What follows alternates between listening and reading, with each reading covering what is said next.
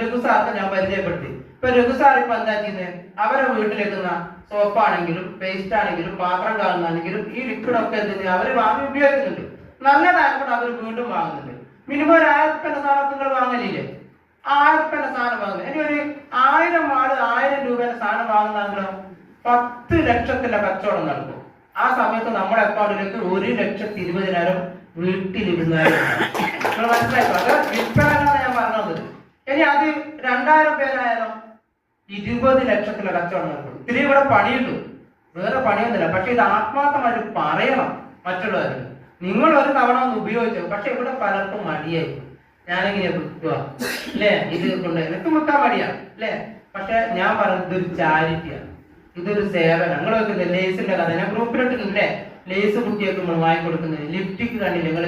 ലിപ്റ്റിക് ഒക്കെ വാങ്ങിക്കൊടുക്കുന്ന പോയിട്ടാണ് എനിക്ക് ക്യാൻസർ ആണ് കുട്ടി മരണപ്പെട്ടു. നിങ്ങളൊന്ന് ആലോചിച്ച് നോക്ക്.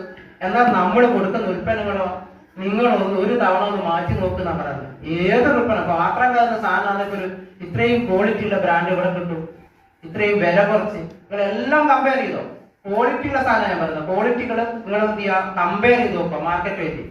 ചില ആൾക്കാരുണ്ട് പേസ്റ്റിന് ഭയങ്കര വിലയാണ്.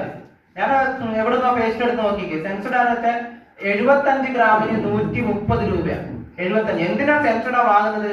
അവർക്ക് പല്ലുവേദന ഉള്ളതുകൊണ്ടല്ലേ വാങ്ങുന്നത്, അല്ലെ സാധാ പേസ്റ്റ് വാങ്ങിയാൽ പോരെ. അപ്പൊ നമ്മുടെ പേസ്റ്റോ അത്രയും ക്വാളിറ്റി ഉള്ള പേസ്റ്റിന് 150 ഗ്രാം